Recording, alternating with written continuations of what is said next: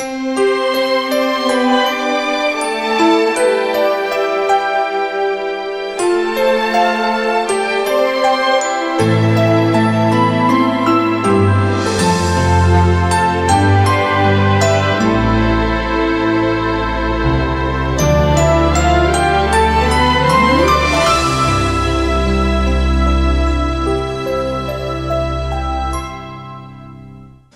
nós estamos, só para a gente se situar de novo, nós estamos verificando qual é o comprometimento do copista, do escriba, do texto do Novo Testamento, né? Nós passamos aqui pelo século I, agora estamos entrando no século II, e você que está com o Pickering aberto aí, você não trouxe computador, né, Pedro? Não, não trouxe. Eu vi que você mandou. Eu mandei isso, o pessoal está aberto. Então nós estamos no Pickering, na página 65. Aí vamos ler algumas coisas. O que nós vimos nesse aqui, só para situar o Pedro, o que nós vimos nesse aqui, que é baseado também nesse aqui, na verdade esse aqui vem desse. E vimos que uma coisa que a gente aprende, o Pedro aprendeu também, que os copistas não tinham, eles eram meio desleixados. É isso que a gente ouve na classe de crítica textual no bacharel. Pelo menos alguns. Você já ouviu isso? Eu nunca ouvi assim, nesse sentido. Eu vi assim, a questão dos erros principais, mais comuns, né? Que são avaliados, erros de distração, digamos, né? Eu falava que alguns tinham a anotação na lateral, né? Copista ruim, não sei o que lá, dando bronca no copista. No próprio. Tem muitos tipos de anotações. A questão é diferenciar o tipo de erro, né? Isso que é, se é um erro intencional ou um erro não intencional. Mas a gente está lidando então com qual é a mente das duas posições sobre os tipos textuais. E tudo eu falei que começa na história do texto. Como é que a gente enxerga a história de transmissão do texto, de cópia do texto, como se enxerga o comprometimento dos copistas e nesse sentido isso vai redundar mais adiante, vai ter influências mais adiante, né? Então nós estamos aí, página 65, começa assim. Nós terminamos concluindo que no primeiro século, até da herança dos apóstolos, muitos homens eram comprometidos na cópia do texto bíblico. Bom, segundo século, diz aí, as 7 cartas de Inácio, cerca de 110 depois de Cristo, contém prováveis alusões a Mateus, João, Romanos, 1 Coríntios e Efésios. Na sua própria carta aos Efésios, Inácio diz que eles são mencionados em todas as epístolas de Paulo.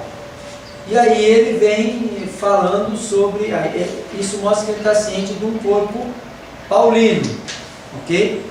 Bom, na próxima página, diz assim, Policarpo escrevendo às igrejas dos Filipenses, mais ou menos 115, aí ele colocou uma interrogação, tece um fio quase contínuo de claras citações e alusões aos escritos do Novo Testamento. No finalzinho desse parágrafo diz, o único escritor neotestamentário não incluído foi Judas, por Policarpo. A gente começa a ver que eles acreditavam profundamente, é uma questão de cânon aqui ainda, eles acreditavam profundamente que o Novo Testamento era a palavra de Deus. Bom, olha só essa citação aí no meio, tem uma citação no meio aí. Irmãos. Irmãos, isso. Irmãos, eu vos escrevo, Policarpo, né? Irmãos, eu vos escrevo isto acerca da justiça, não por iniciativa própria, mas porque primeiro me convidastes. porque nem eu, nem ninguém como eu é capaz de competir com a sabedoria do bendito e glorioso Paulo, que vivendo entre nós, cuidadosa e firmemente ensinava a palavra da verdade, face a face com os seus contemporâneos, e estando ausente, vos escreveu cartas. Pelo exame cuidadoso de suas cartas, sereis capazes de vos fortalecer na fé que vos foi dada, que é a mãe de todos nós. Ele está falando, percebe que ele está dando aqui um valor para as Escrituras. Está dando uma demonstração de que ele entendia as Escrituras, estimava em alto um grande valor, um preço assim, impagável. E aí, no próximo parágrafo aí, a segunda carta, né, de Clemente de Roma, assim chamada, né, geralmente é datada de 150. E aí, seguindo um pouquinho, ele diz: depois de citar e comentar uma passagem do Velho Testamento, o autor prossegue dizendo em 2:4: uma outra escritura diz: eu não vim chamar os justos, mas pecadores.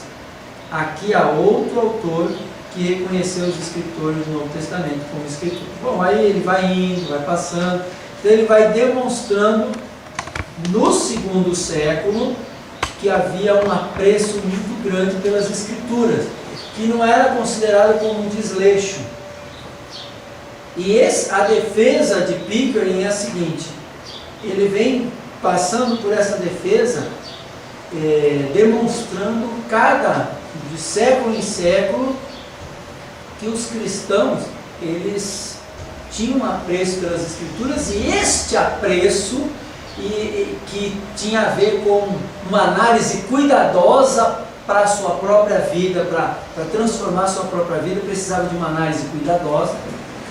Ele demonstra a implicação disso tudo, é que uma vez que eu reconheço as Escrituras como um texto que em suas minúcias são importantes para mim, essa atitude se transporta para o coração do copista. Faz sentido isso para você?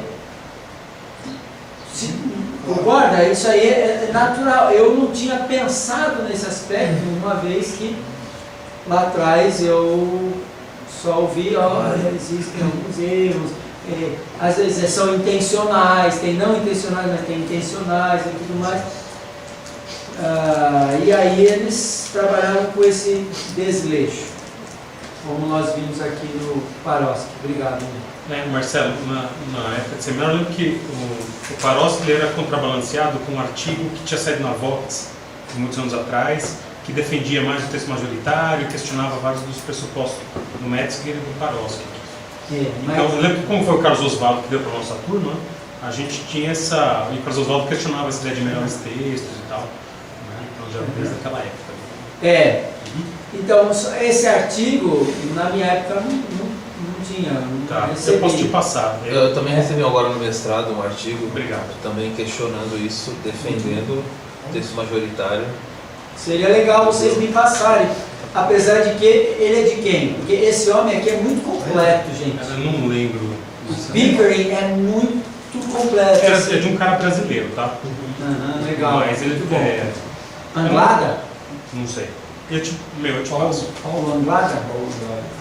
Talvez. Westcott e Hort, eles defendem o quê? Texto crítico.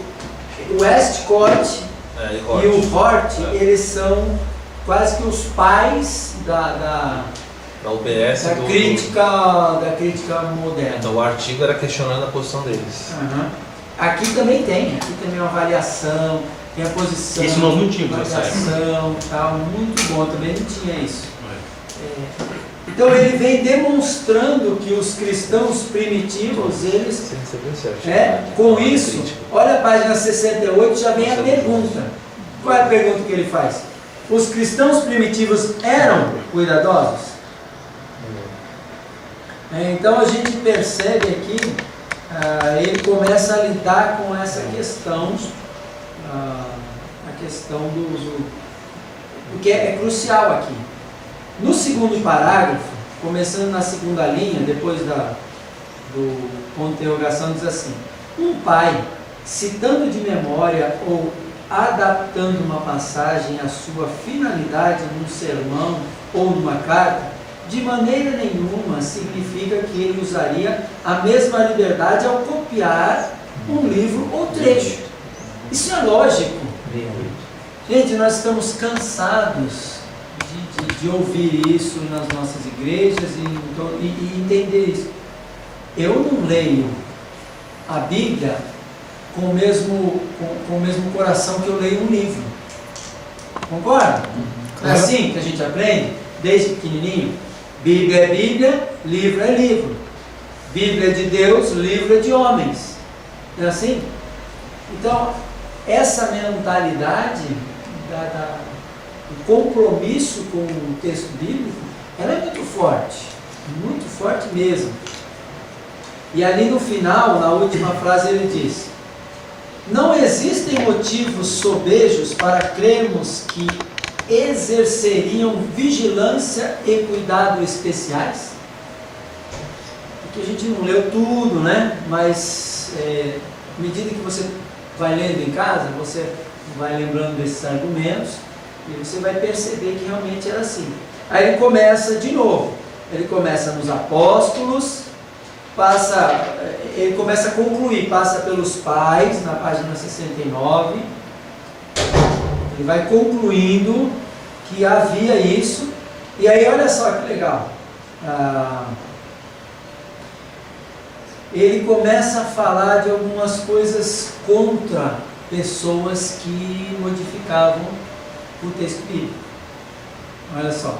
Onde? Pais, na 69, os pais primitivos, ele diz assim: as cartas de Inácio contêm diversas referências a um considerável intercâmbio de igreja, entre as igrejas, por intermédio de mensageiros, o que parece indicar um profundo sentimento de solidariedade, vinculando-as em uma ampla circulação de notícias e atitudes. Um problema com um herege em um lugar logo ficaria conhecido em todos os lugares, etc. Que havia forte sentimento sobre a integridade das Escrituras, Policarpo deixa claro, em sua carta 7:1. Quem perverter as palavras do Senhor, esse é primogênito de Satanás. Veja, Policarpo está falando isso. Eles tinham uma visão elevada das Escrituras desde o começo. Eu estou querendo mostrar isso para vocês. Desconstruir Essa ideia, porque isso aqui era a única coisa que a gente tinha no Brasil e que nos norteava e que, sinceramente, ainda norteia o Brasil inteiro isso aqui. E absolutamente contaminado, né? pessoal, tudo cita. Que você olha nos blogs e sites e coisas, é aqui, ó, tá lá, Paroski, crítica textual do Novo Testamento, ou então, quando o cara lê inglês, Bruce Metzger. É assim. Então, pensando nisso, eu acho que a gente tem que avaliar um pouco mais. Olha só, segundo parágrafo. Semelhantemente, Justino Mártir afirma: os demônios iníquos também destacaram Márcion de Pontus. Olha só. E aí começa a falar e tal. E olha só mais adiante, no próximo parágrafo embaixo, terceira linha, quando começa: mas Márcio também alterou a redação de Lucas e das epístolas de Paulo, e através de suas recriminações amargas fica claro que os fiéis estavam tanto cientes quanto preocupados.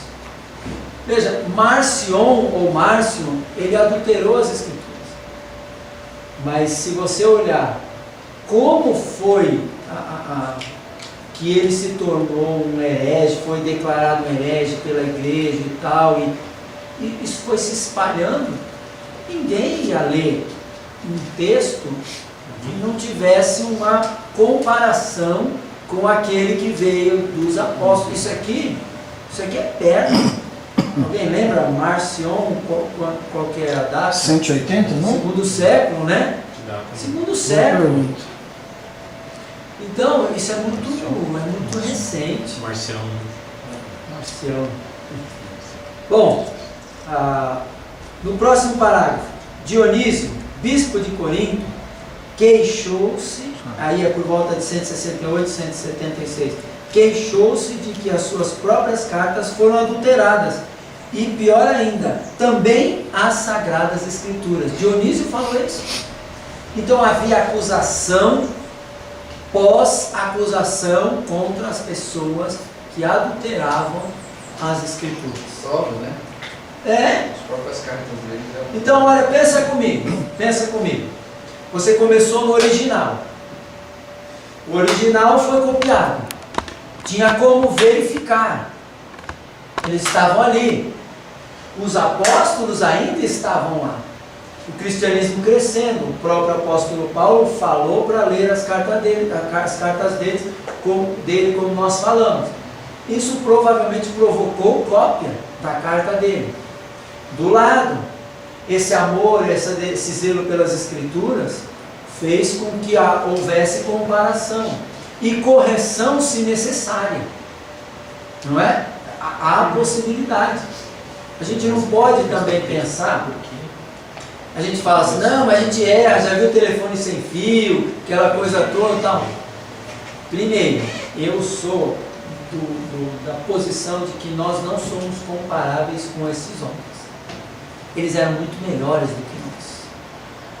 Eles não tinham televisão, eles não tinham DVD, eles não tinham computador, eles não tinham celular. Eles não tinham.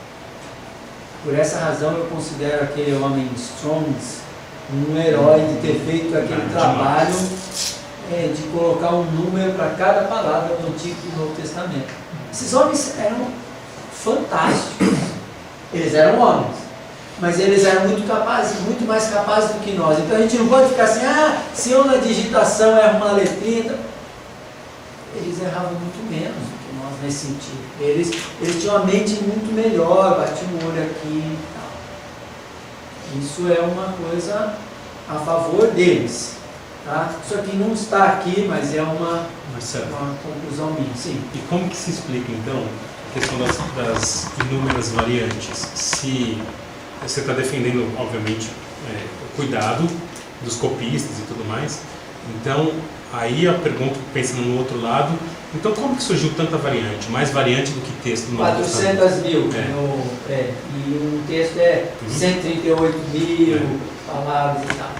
É justamente esse com essa perspectiva. Nesse processo, eu não vou para o extremo de alguns do texto receptos, que é isso que causou uma aversão a essa posição. Os caras chamam de diabo todo mundo quase que de diabo todo mundo que acha que tem uma variante no Novo Testamento. Não é isso. Eu, dentro da minha perspectiva, do que eu tenho estudado, me parece muito lógico entender que há variantes, que elas aconteceram por conta desses três tipos de erros que nós falamos de manhã: heresia, o próprio herege, ou a pessoa que estava, algumas pessoas de lugares que a heresia estava chegando junto, algumas pessoas querendo evitar certas palavras para não dar margem para a heresia. Aí você vai falar para mim, mas peraí, isso era cuidado com o texto bíblico? Isso não era, eu concordo. Mas a gente não pode entender que todo mundo fez isso. E tem aqueles outros erros que aconteceram por algum tipo de descuido. Mas aí o que eu estou querendo mostrar com isso? Que a verificação era possível desde o início.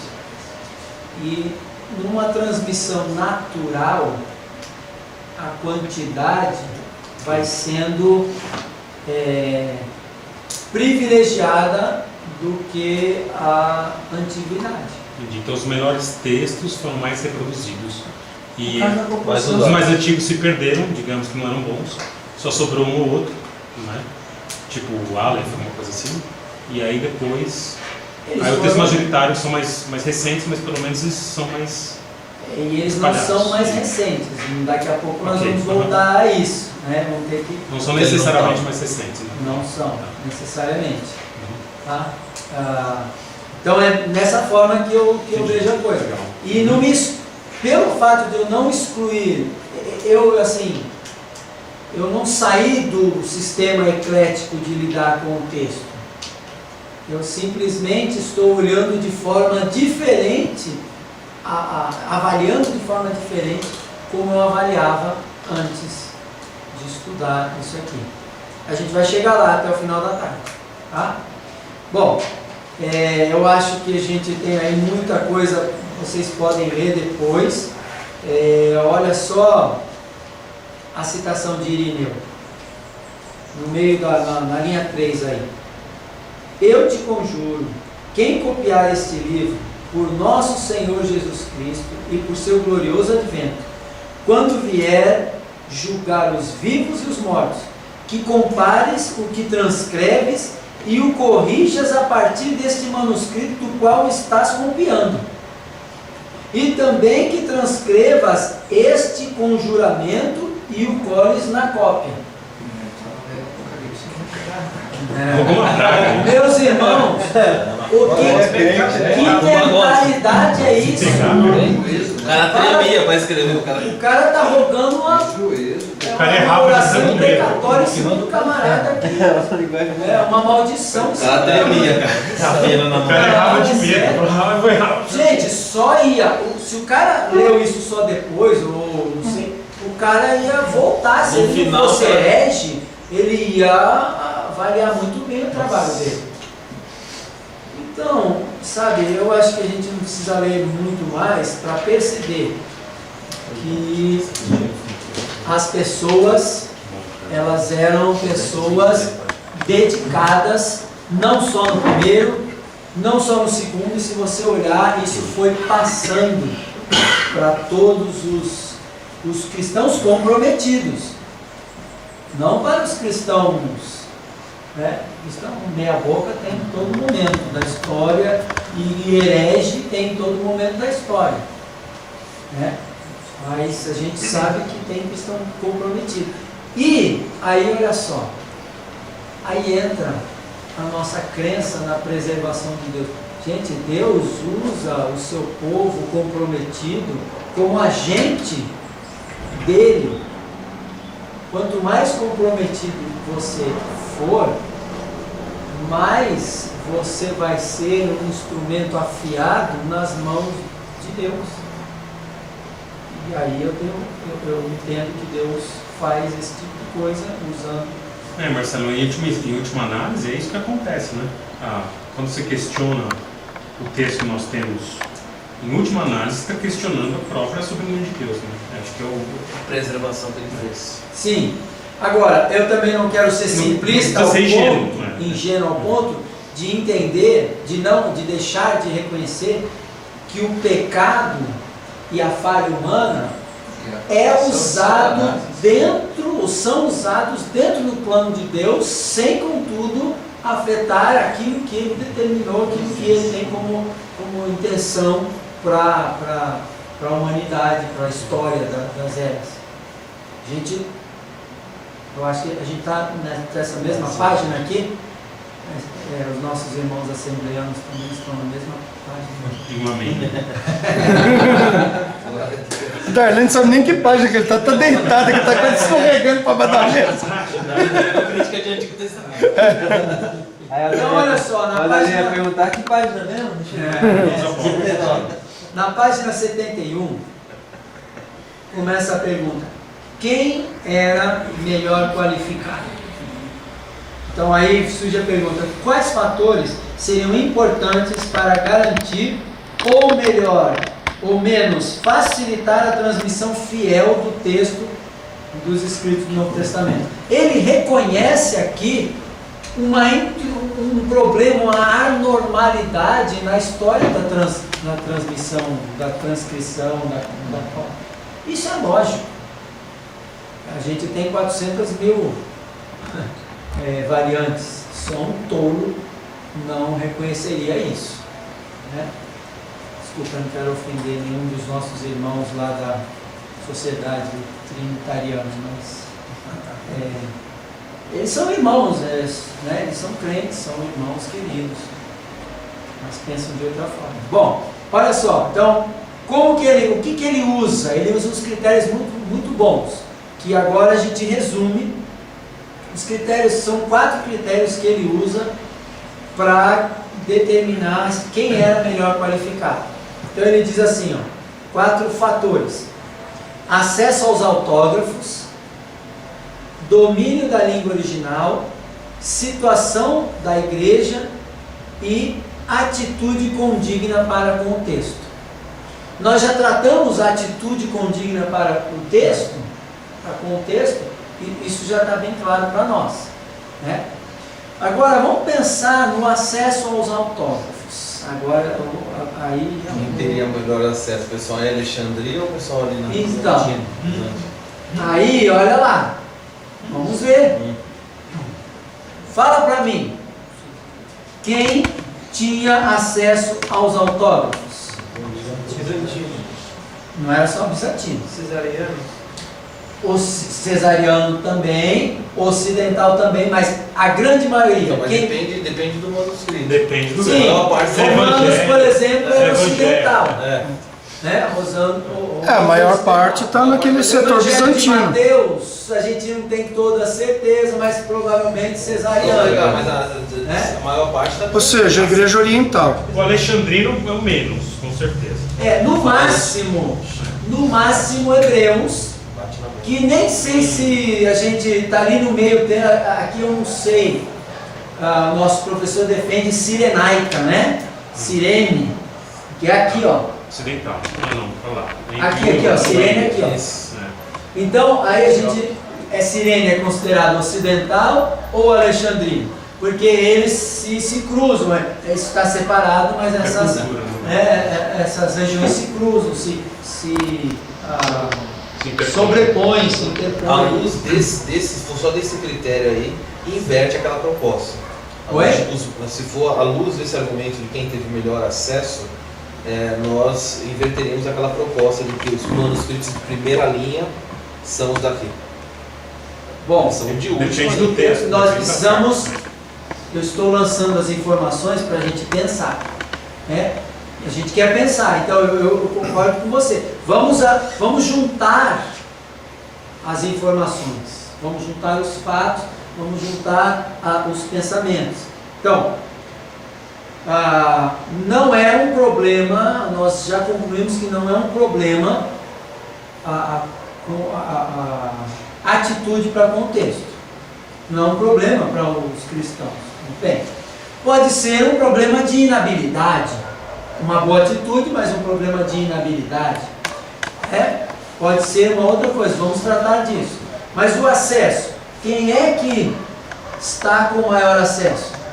A região bizantina. Ok? Bom, não precisamos ler nada a respeito disso. Ele até faz questão de dizer: a região alexandrina, Egito, não detinha nenhum manuscrito original. Eles não receberam nada. Não foi escrito Tudo para chegou lá. lá foi cópia. Tudo chegou lá, foi cópia. Ok, então bom. quando a gente tem os textos alexandrinos, a gente tem que ser mais cuidadoso, porque a gente sabe que tiveram menos acesso aos autógrafos. Nós vamos trabalhar um pouquinho com o Westcott Hort, com o Metz, e como eles veem isso daqui a pouco também. Na hora que a gente entrar em cada linha de texto que o Marcos tinha pedido para eu fazer. Mas olha só, segundo lugar, domínio da língua. Domínio da língua. Olha só os argumentos dele. Ele é um homem, ele é um linguista, um PhD, esse homem é muito bom nessa área. Ele diz assim, na terceira linha aí da página 71, lá embaixo, domínio da língua original. Cuidado divino em prol da forma exata do texto no Novo Testamento teria que ser mediado através da língua dos autógrafos. Qual língua é? Grego. Grego. Ok? Então você precisa conhecer a língua para ter um cuidado maior. Certo? Certo. Ok, muito bem. Então aí ele vem desenvolvendo isso e a conclusão que ele chega é a seguinte: quem dominava mais a língua? Região do Bizantino. Isso, e olha só, aí ele usa Metzger, e ele usa o próprio Metzger contra o próprio Metzger. Veja bem aqui. No primeiro, segundo, terceiro parágrafo, ele diz assim: o que dizer sobre o Egito? Vocês estão comigo? Sim. O uso do grego no Egito já estava diminuindo no começo da era cristã. Bruce Metzger observa que a parte helenizada da população no Egito, abre aspas, era só uma fração comparada com o número de habitantes nativos que falavam somente as línguas egípcias. Um pouco grego. Bruce Metzger falando isso. Ou seja, esse cara aqui, ó. Então ele pega o argumento de Metzger e diz: bom, vamos pensar nisso aqui. Aí ele continua: no terceiro século, o desuso era evidentemente bem avançado. Já tenho afirmado que o copista que fez P66, famosíssimo, antiquíssimo, P66, ano 200, cerca de ano 200, quer dizer, ainda segundo século, né? Não sabia grego. Que família que é? Desculpa. Oi? P66 Alexandrino? É, não sabia grego. Ele não era copista, ele desenhista. Veja só, ao transcrever numa língua que se... Não, desculpa, não sabia grego. Agora, considere o caso de P75, cerca de 220.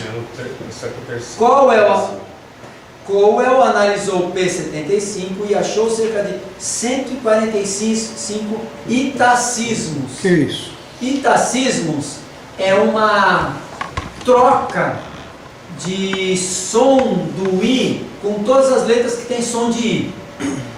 É uma substituição. Então, por exemplo, se você estudar um pouquinho do grego moderno, eu tenho um livro do grego moderno lá no meu escritório. Uma amiga grega me deu, como aprender o grego e tal. E a pronúncia do eta é I. E o Johannes ainda me falou, conversando com um grego, o cara falou assim, ele falou assim: você já leu o grego koiné? Aí ele falou: grego koiné? É Koini? Você sabe falar grego? Ele falou: eu sou professor de grego. Não, você não sabe falar grego. É kini. Kini? Até o oi Oi. vira I, som de I. É kini. Kini. É grego kini, não é grego koiné, Então, nem koiné. se tivesse uma cópia pelo ditado de um e escritura do outro, o cara ia escrever tudo errado. É que, na Então, verdade, a isso língua é- materna influencia a forma como você ouve as outras línguas. Sim. Então, o que você está percebendo? O que a gente percebe? Que o camarada, ele não conhecia a pronúncia, não conhecia, ele não sabia exatamente, não entendia muito bem o grego. Bom, vamos em frente. Então, 145 itacismos, mais 257 outras leituras singulares. Sabe o que é isso? Só acontece nesse Leitura que nunca mais aconteceu em nenhum manuscrito dos 5.700. Não tem Esse paralelo. é o P75. Eu dei uma outra estatística, não é 5.500, tá? 5.700, que tem mais. Não tem paralelo com ninguém, é texto. Foi? Não tem. Só qualidade. É leitura singular. 25% das quais não tem sentido. O cara dá uma inspirada. Não tem sentido, né? É. Nossa. Isso sabe quem falou? Cowell. Cowell é um cara que pelo que eu entendi, eu não conheço muito dele, me parece que ele também é devoto do texto crítico. Então ele está usando. Baseado no jeito dos erros, fica claro que o copista fez P75, que fez P75, copiou letra por letra. Agora, Sem entender o que estava me fala uma copiando. coisa, você só copia letra por letra, ou sílaba por sílaba, se você não conhece a língua. Ninguém copia sílaba Você por escreve a sílaba. palavra. Ou só se for minha filha, de 9 anos, que está aprendendo qual é a diferença entre C cedilha e 2 S, que o som é igual, mas que a escrita é diferente. Essas coisas, né? Isso é coisa de criança. O cara copiar letra por letra, Tem que mostrar que não sabe. não sabe, ele não entendia o que ele estava escrevendo. Né? Então, isso aqui faz a gente pensar mais. Tá? Isso significa que ele não sabia grego. Ao transcrever numa língua que se sabe, copia-se frase por frase. Ou pelo menos palavra por palavra, porque você entende a palavra. É? Island, Kurt Island, quem é? Do texto crítico. Texto crítico. Afirma que antes do ano 200, o grego já caiu no desuso, já havia caído, deveria ser a tradução aqui, já havia caído no desuso nas áreas onde se falava latim, siríaco e copto. Ocidental e Alexandrino. E sim, senhor. Lá e aqui um pouquinho também, né? Estava já em desuso. E 50 anos mais tarde, a mudança para a língua local era bem acentuada. Meus irmãos, quem continuava mais perto da língua grega? Aqui. Bom, aí no próximo parágrafo ele começa a dar algumas informações. Quais são? No segunda linha, notar que mesmo se o Egito tivesse começado com um bom texto, já no final do segundo século, a sua competência para transmitir o texto estava sempre diminuindo. Perceberam isso? Então, no final do segundo século, os textos alexandrinos nós temos segundo, terceiro, mas são porções. O que nós temos no quarto, quinto século, que nós temos coisas grandes. Quarto século. E aí ele continua. De fato, os papiros primitivos, vêm do Egito, são visivelmente inferiores em qualidade, considerados individualmente, além de apresentarem tipos de texto um tanto divergentes. Não concordam entre si. Existe uma estatística entre os dois pilares do texto crítico, os dois pilares de Metzger, de Ireland, de Daniel Wallace, assim por diante. Os dois pilares são Aleph e B. São os dois codes alexandrinos. Eles concordam bem entre eles? O Aleph e o B são alexandrinos. São. O Metzger é tudo. O Aleph e o B. Aleph são códices, são manuscritos completos do Novo Testamento. E aí, essa é uma boa pergunta. Não. Não. Muita. Eu tenho a estatística, daqui a pouco vai chegar em algum momento. Caramba, Eu então marquei. se defendesse um ou outro, né? Mas não os Não dois. sei se é aqui ou se eu peguei em algum lugar. Eu tenho marcado aqui. Qual foi a pergunta? A pergunta foi se o Aleph e o B, que eles encarecem tanto, se tem boa concordância entre eles, né? Não. Então, isso aí é uma grande informação aí para a gente lidar com isso. Quase tudo que é decidido no vermelhinho aqui é decidido com base no Aleph e no B. Quase tudo. Agora, bom, Se o Aleph e o B discordam de algum outro texto, vai ficar o Aleph e o B. diante das nossas ponderações, quem era mais apto para transcrever no sentido de domínio da língua? Bizantino. Então, nós percebemos Depende, né? que Em geral, bizantino. todo lugar que havia cristãos firmes com Deus, havia uma postura com relação ao texto positiva de preocupação, certo? Isso poderia se estender até Alexandria. não tem problema nenhum, né? Mas que havia uma postura, havia. Segundo lugar, a questão do domínio da língua. Quem dominava a língua? Aí a gente já tem aí uma inclinação para Bizâncio, para a região bizantina. Muito bem. Embora esta região também tinha muito mais, na região bizantina, muito mais a tendência de ouvir, de ter um olhar crítico para ver se o texto era o correto mesmo, dado o fato que a gente leu homens aqui que escreveram para essa região, né? Policarpo não escreveu para o Egito, né? Esses pais primeiros, né, lá, tudo bem, tinha lá em Alexandria e tal, mas eles, sim, Pedro. Marcelo, na Ásia Menor, até quando que o grego foi falado ali na parte da Turquia, ali, até quando que o grego foi majoritário? Porque na Grécia tudo bem, Macedônia... Ele tem essa informação aqui, mas eu não lembro de ter marcado, eu não lembro de cor não. Porque Ele isso seria fala um pouco importante para sobre defender isso. o texto bizantino. Ele fala um pouco Porque se sobre na isso. Turquia parou de falar também no ano 200, esse Não argumento... resolve nada. Quando foi a invasão otomana? 600... peraí. Eu acho que foi no século XIV. Não, Foi lá adiante, né? Não, foi adiante. Isso já tinha entrado Não, no... século isso é século... XIV foi quando caiu. Não, esse é século IX, se eu não me engano.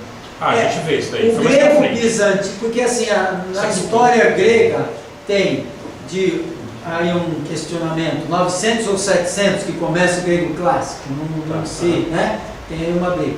Madalena, você que é da filosofia, 900 ou por volta de 900 ou de 700 que começa o período do grego clássico? Jesus Cristo, 900.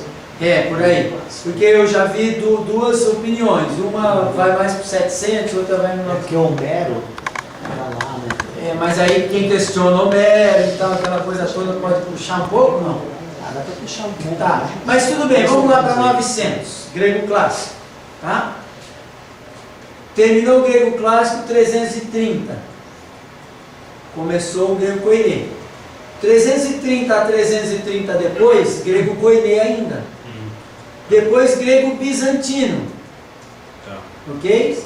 Que aí de 330 em diante. Mas enfim, aí se é grego bizantino, tudo bem, abarca toda aquela região. Porque Então, foi que a também região de otomano. Bizâncio mesmo é mais aqui, né? Aqui Acho que não. ela foi dominada também. Tá. A gente não sabe até. Eu também não se tenho. o Marcos estivesse aqui, talvez ele ajudaria a gente. Viu que você vai viajar? Bom, tudo bem, vamos lá. Ficou gravado aí para ele. Fala para ele ligar. Ele está ouvindo? Olha. Vamos lá. Então aí, pensando nisso, vamos para a questão da situação da igreja. Que aqui era uma questão que ele aborda também e pensa sobre essa ideia. Diz assim: esta questão é relevante à nossa discussão por duas razões. Primeiro, a lei da demanda funciona na igreja tanto quanto em outros lugares. Onde há muitas congregações e crentes, haverá uma maior demanda por cópias das Escrituras. Isso é claro. A gente já viu que o costume de ler as Escrituras no culto público veio lá do judaísmo, né? Da sinagoga. Nessa época, a sinagoga, judaísmo e cristianismo, sinagoga já estava separado, já estava, mas veio de lá. Segundo, uma igreja forte e bem estabelecida normalmente terá uma liderança experimentada e confiante. A preocupação de Paulo em deixar a igreja com liderança era grande. Vocês já leram isso no Novo Testamento. Ele ia de cidade em cidade promovendo ali o estabelecimento de presbíteros no plural, né? De presbíteros. Ele ia de cidade em cidade, né? Presbíteros iguais. O cara vendendo peixe dele. Essa foi boa. É para provocar Uma teoria alexandrinas. Vamos lá. Aí, vocês sabem, e era preocupação, gente. no ano 66 da era cristã, Paulo escreveu para Tito. O que ele falou? Te deixei em Creta, capítulo 1, versículo 5, por duas razões: colocar em ordem as coisas restantes e estabelecer presbíteros em cada cidade, como te prescrevi. Aí ele dá o padrão do presbítero.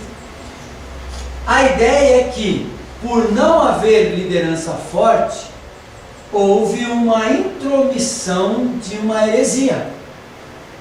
E aí essas coisas restantes que ele estava resolvendo está no capítulo 1, versículos 10 a 16. Né? É preciso fazê-los calar, porque eles estão pervertendo casas inteiras, ensinando que não vem por torpe ganância e tal.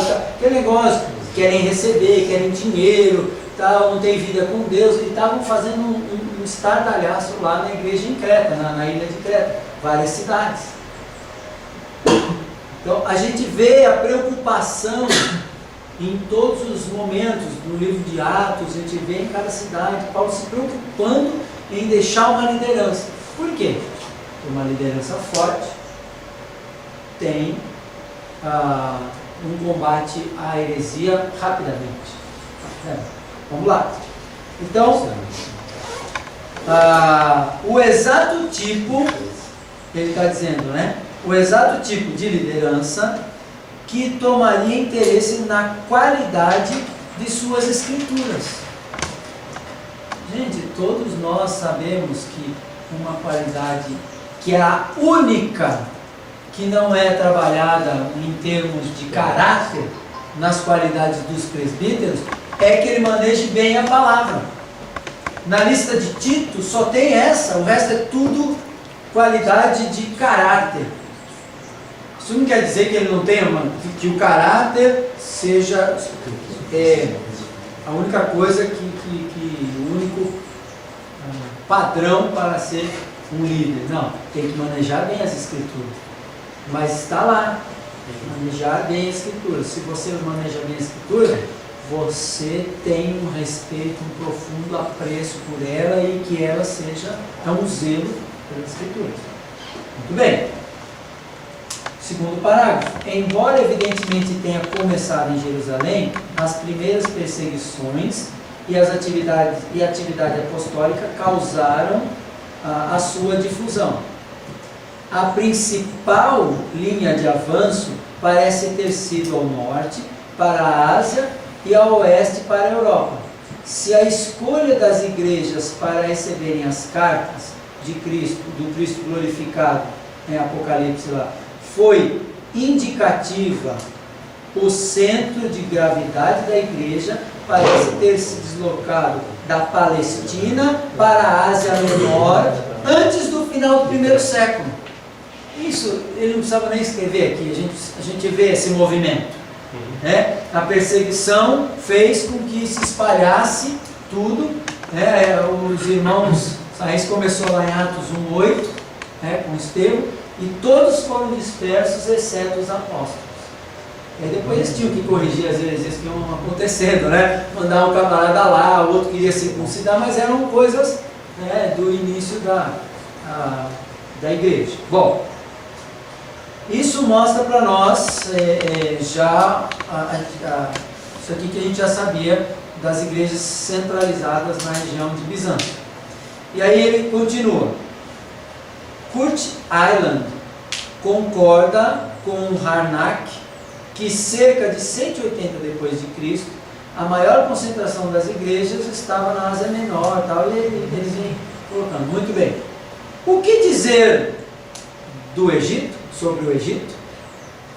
Essa é a pergunta.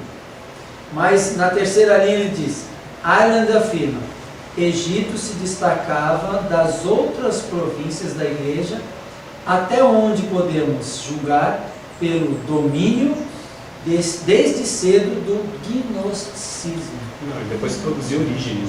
Não, olha só o que... Ele está atrelando o conhecimento por causa do gnosticismo? Isso? Quem que está falando? Não, ele está falando... Contrário, ele está falando o contrário. Ele está falando que... Eu não estou entendendo que o apoio que eu Egito estou. foi o berço do gnosticismo. gnosticismo, é isso que ele está falando. Está falando que o Egito não é confiável. É isso que ele está dizendo, que Alexandria foi o berço do gnosticismo. Mas quem está dizendo isso?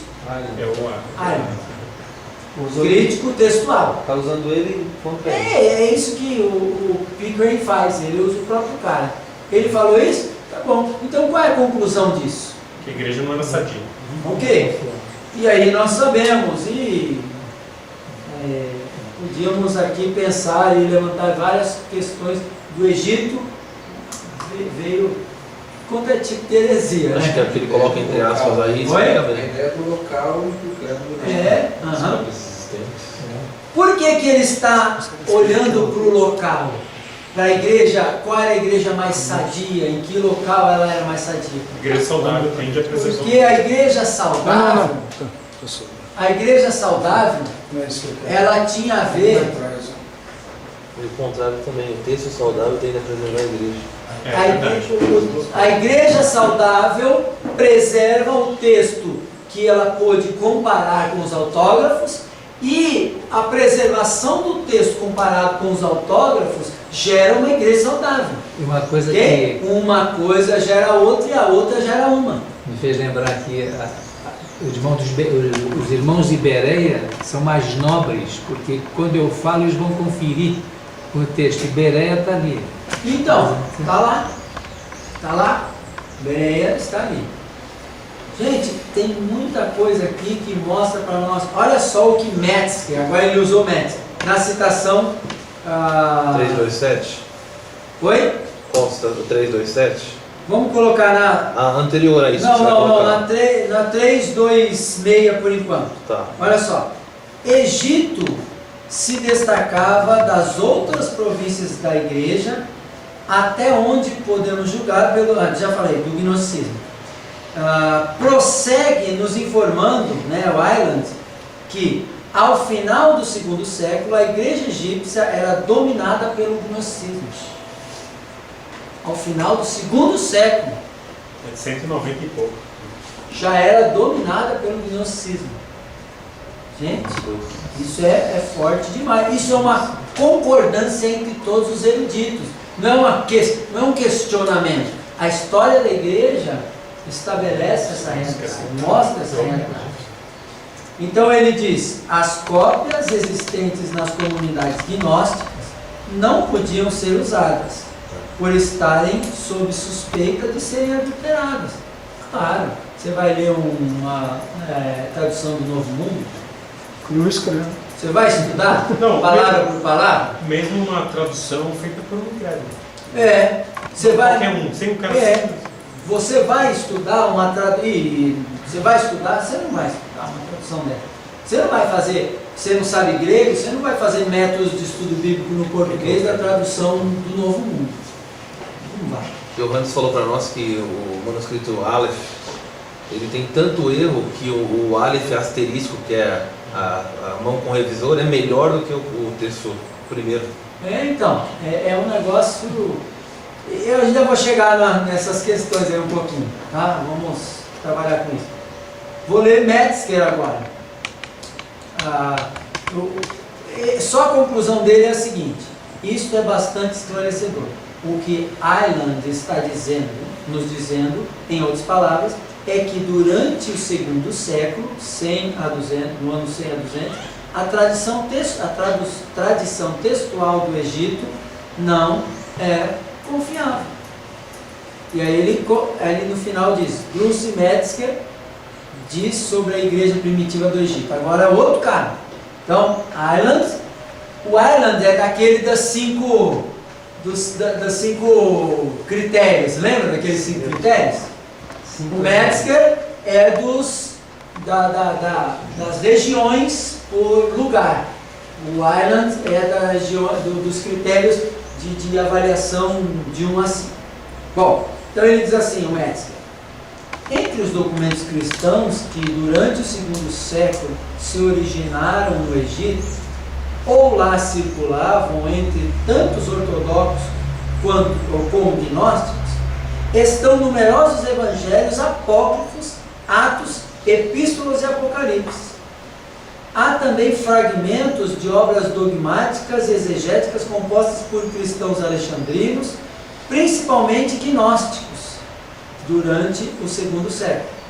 De fato, baseado nos comentários de Clemente de Alexandria, quase todo tipo de seita cristã digressiva se representava no Egito durante o segundo século. Olha, ele está citando o pai da igreja. Ele está citando o pai da igreja. Metzger defende o texto crítico, alexandrino, citando o pai da igreja, falando mal da região alexandrina. Tudo bem, vamos lá. Clemente menciona os valencianos, basilidianos, marcionitas, peratai, encratitas, docetistas, aimetitas, cainitas, ofitas, simeonitas e eutiquianos. E corintianos. A gente sabe que isso aqui são nomes de pessoas que foram seguidas. Eu não sei todas essas. A gente sabe, docetistas, coisa que a gente aprende. Mas a assim. maioria a gente nunca ouviu falar. Mas é tudo heresia, a gente sabe, docetismo, né? A gente conhece, porque a gente aprende até na teologia sistemática lá, né? Em cristologia. Não se sabe que porcentagem de cristãos no Egito durante o segundo século era ortodoxa. Metzger está falando isso. E a gente sabe, cristão Bem pouco. ortodoxo, no sentido bom da palavra ortodoxo, né? Era um cristão que valorizava as escrituras, né? Não era um cristão de ortodoxia generosa, né? Para fazer um trocadilho E para bater em quem merece. bater em quem merece, né? Que esse aí também merece. Merece apanhar muito. Também merece. Ele o que Jesus disse e o que Jesus não disse. Bom, eu acho aqui que eu posso ir adiante. Só queria ler aqui uma última parte do último parágrafo, que diz assim, no primeiro, segundo, terceiro, quarta linha, diz assim: pois então, baseado em que pode-se argumentar que mais tarde o texto egípcio tornou-se o melhor, já que no começo ele tinha toda a influência ruim. Aí ele diz: Ireland também afirma que no segundo século, no terceiro e até o quarto século, a Ásia Menor continuava sendo a terra-coração da igreja, até o quarto século. Ok. Isso significa que as qualificações superiores da área Egeia, né, que é essa área, para proteger, transmitir e certificar o texto do Novo Testamento, vigoram quarto século adentro. A questão aqui é saber então a datação dos manuscritos bizantinos. Então, nós vamos Porque a chegar gente lá. estava falando que os manuscritos que se tem bizantinos já são em minúsculos, não são? Nós vamos chegar lá. Eu acho que é por isso que eles estão à vontade em bater no Egito, porque a questão da data. Desse critério aqui, ó. Mas tem bizantino no terceiro. Nós não podemos esquecer desse segundo critério de Kurt Aland, manuscrito de qualidade especial com influência bizantina, mas o texto egípcio entra aqui. Tá. O que ele está dizendo? Que os unciais bizantinos, que são antigos, não são bizantinos, são de influência bizantina, mas eles são alexandrinos. Porque ele quer. Só porque ele quer. Cada um Ele puxa gosta a do sardinha Egito, pro gosta seu- da pirâmide. cada um puxa a sardinha pro seu lado. Então, ó, última linha. Falou de Última linha. Acontece que Hort, Metzger e Ireland, além de muitos outros, ligaram o tipo de texto bizantino com o Luciano. Aqui é que entra um problema. A questão quarto século que eles entra Hort, que começou lá com Hort, Westcott e Hort. Eles dizem o seguinte: até o quarto século era bom, nós não podemos negar isso, mas houve uma chamada recensão luciana que não tem, Mas não tem evidência histórica. não tem evidência histórica, mas para eles houve uma recensão chamada recensão luciana. Aí a gente tem que ver se esse Luciano era aquele que foi considerado herege, que era também gnóstico ou não. Bom, aí tem uma questão aí em debate que eu não vou entrar, mas onde é que está na história uma informação, Comprovação disso. uma comprovação, um documento que mostra que houve uma recensão luciana? O que é a recensão luciana? Preciso explicar, né? Falei de recensão, não expliquei. Recensão luciana nada mais é do que uma... Deixa eu tentar explicar pelo meu TCC, minha monografia de vida de Cristo, quando eu estava no 2º ano. Veio na minha mente o seguinte: falei com o Paulo França: Paulo França, tenho uma ideia.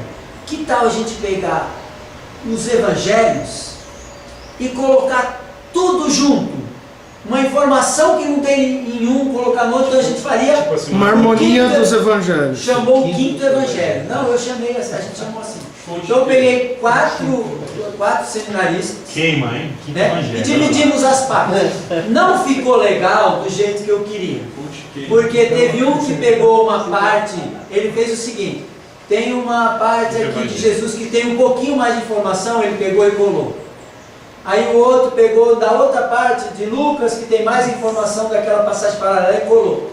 Ele não fez aquilo que era a minha ideia, eu gostaria muito. De O entrelaçar. que eu fiz? Eu pus as palavras que não tinham em uma e... Ó, de cores diferentes. né? Olha, eu não sei como o Paulo França conseguiu ler aquilo, mas... Isso aí é uma recensão. Então eles dizem o seguinte: diante de vários textos, muitos erros, eles juntaram tudo para não perder nada. Isso é recensão. De frutos.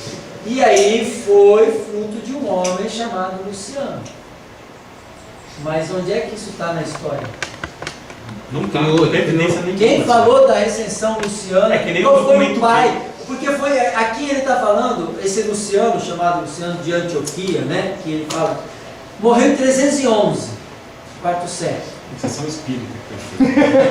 É Chico Xavier. Tem então Vamos discografado. supor que isso tenha acontecido lá por volta, vamos supor que tem algum erro e 300, tal. é. Foi lá com Constantino, 313, 314, não sei. Algum momento aí quando estava tudo, o barco estava caminhando, a correnteza estava bem para os cristãos. Mas onde que está isso É, deve ter sido documentado? documentado. Uma Ninguém coisa importante menciona, é essa. ninguém cita. Fica... Eles tiraram da cabeça Não deles? tem documento. É, que nem o documento Roteirista. que... Não. É que nem o documento é a mesma coisa. Eu tentei achar, Adalê, Onde que está isso? pode existir, Porque é difícil mas eu inventar uma direi, coisa dessa. eu não tenho. Cara, mas... É o que o Pedro falou, é igual a fonte quê? Cara, eu não tenho. o quê? Pensa do sinal. Solta lá e... Onde está isso? É uma Alguém- mas será suposição que por É causa uma disso.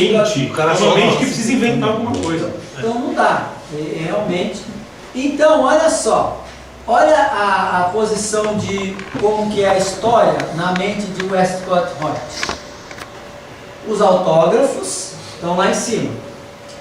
Aí o alexandrino e o ocidental, leia-se Aleph e B, ok? Bom? Aleph e B, se não me falha a memória é isso. Eu acho que é, depois eu vou verificar, confirmar isso. E aí esse Aleph B forma um texto neutro, que esse basicamente é o texto que eles acham que é o original, né? Alguns rejeitam isso e tal, os mais, quando chega em Metz, que ele já começa a rejeitar um pouquinho, Adam também, Daniel Wallace também começa a rejeitar um pouco disso e tal, mas essa é a linha ainda. E aí eles falaram que o texto bizantino teve uma recensão. A base é a seguinte: o texto sírio. Por isso que o Westcott Hort chama o texto bizantino de sírio também. E eles tentam provar de alguma forma que o texto sírio, a versão siríaca, ela teve uma revisão, e ela está ligada de alguma forma com o texto bizantino. E aí 310, aqui ele põe 311, o Hort coloca 310. Mas isso aí não tem precedentes na história. Não tem. Agora, um homem chamado Harry Sturz tem também uma outra posição, uma outra maneira de ver. Ele vê que os autógrafos deram margem aos outros textos, ok?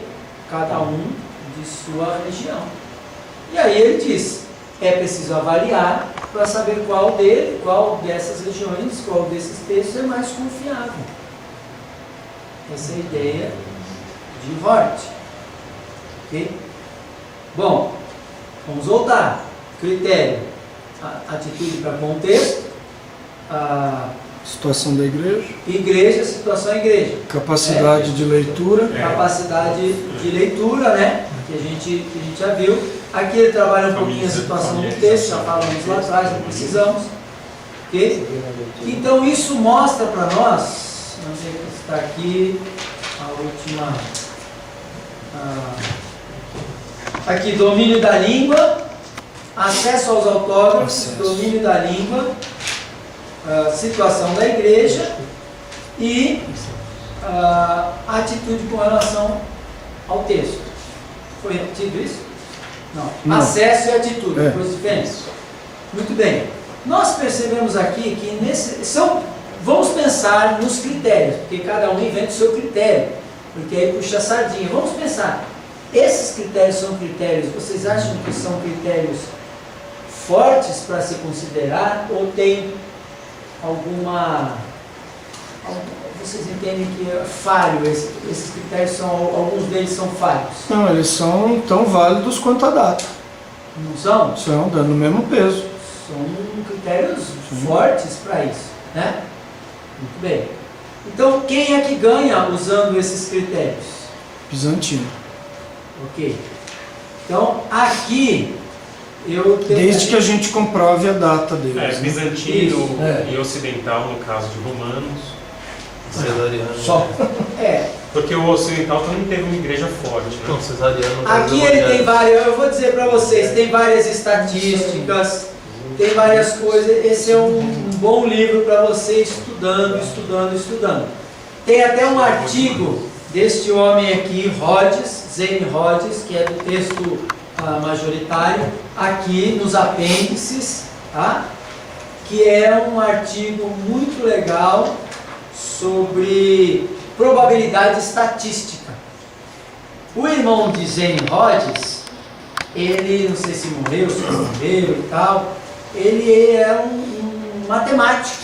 Então ele ajudou. É um matemático que ajudou o Zane Rhodes a lidar fazendo uma estatística e tal. E aí, ele começa aqui, ele dá vários argumentos, várias possibilidades que ele dá aqui. E isso aqui, para mim, até tem uma questão que é um pouco difícil de entender. Tá? Eu não sei se é porque eu não sou matemático, mas tem coisas difíceis de entender aqui. As implicações da probabilidade estatística na história do texto.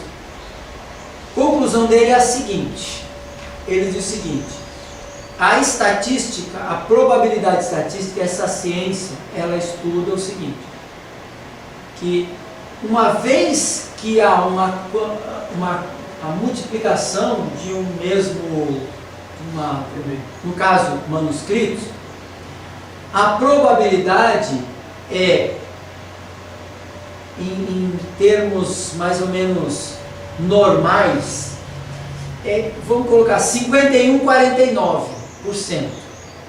51 para o bom e 49 para o ruim. Isso é normal, é probabilidade estatística. Alguém conhece do que eu estou falando aqui? Eu conheço. Conhece? É assim mesmo? Não sei, se é Tá. assim, mas a partir daí você vai fazer geração a geração. Isso, Qual vamos que é? pensar 50-50, certo? Uhum. Pensar 50-50. Então é mínima a probabilidade. Só que, não, calma. Só que 50-50 é normal.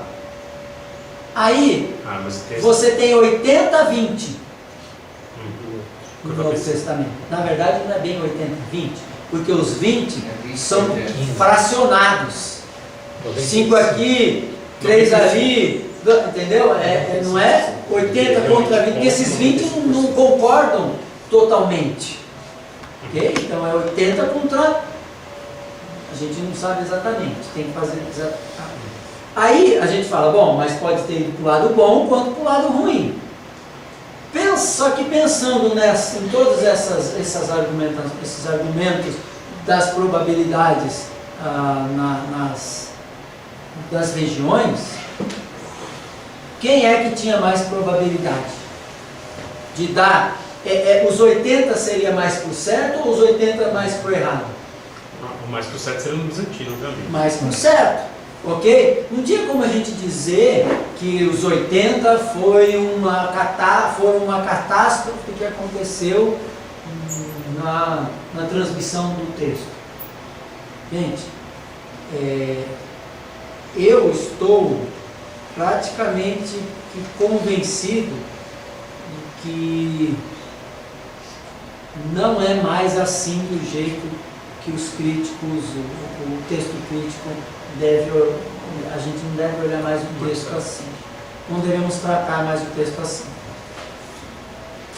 Marcos pediu que eu falasse um pouco sobre...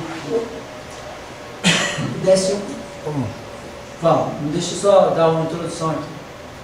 Pensando nisso tudo, vocês já viram que eu estou tendencioso a olhar o texto bizantino com outros olhos. Isso não me faz ver o texto bizantino como alguns veem, nem como alguns veem o texto receptus. Sem não erro. me faz. Mas isso me faz pensar em alguns critérios e depois, lá no final, eu vou dar para vocês aquilo que tem, como que eu tenho transformado a minha maneira de ver a crítica textual. Tá? E aí, no próximo bloco, então, a gente vai falar que o Marcos me pediu sobre características de cada tipo de texto.